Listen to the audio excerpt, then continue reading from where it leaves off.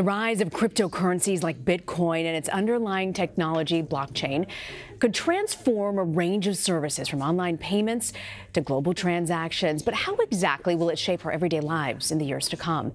Ben Rubin is a senior reporter for CNET. He joins me now from their CNET studios in New York City to discuss it all. Okay, Ben, so for people who really aren't familiar, can you explain the difference between Bitcoin and blockchain? Yeah, sure. Bitcoin is essentially an all-virtual currency, and blockchain is the technology that underpins it.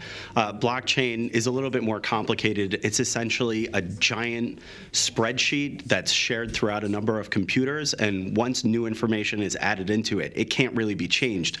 The reason that's important is that it's supposed to increase and add trust and transparency among different players that might not actually know each other or never actually meet.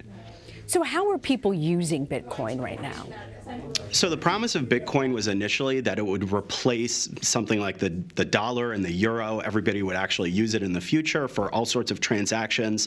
Unfortunately, that hasn't really happened yet. It's essentially used mostly for investments where folks will buy it and then not actually spend it at all, or just kind of keep it as a store of wealth. It's also been used by criminals and fraudsters in a variety of ways because Bitcoin itself can be used anonymously.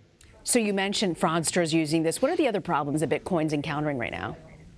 Yeah, there are probably three other central problems for Bitcoin right now. First, transaction times can take a really long time. Obviously, if you want to buy a salad and it takes 15 minutes for the transaction to clear, that's a big problem, and people wouldn't actually want to use it. Bitcoin also requires an enormous amount of power for those transactions to go through.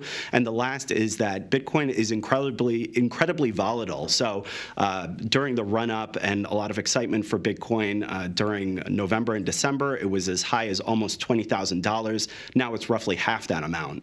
So if you see Bitcoin and other cryptocurrencies have these kinks, do you think that at some point regular folks, everyday folks, will be using it at some point in the coming years?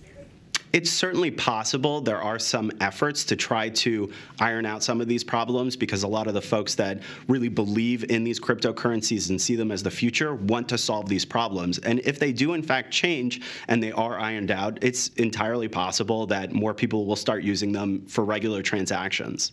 And what sort of promise do you think we can expect from blockchain as a technology? Yeah, blockchain is being utilized in all sorts of different industries, and it's actually really interesting to see this kind of shared spreadsheet being utilized in all sorts of different ways. One of the areas that I thought was really interesting was food safety, where a number of different players, whether they're farmers or distributors or supermarkets, would then share an entire spreadsheet and actually understand what all the different players are doing all around the world.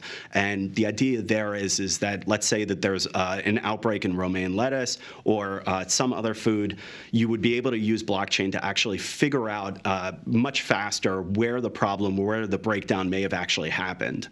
Ben Rubin, thank you for joining us, Ben. Thank you.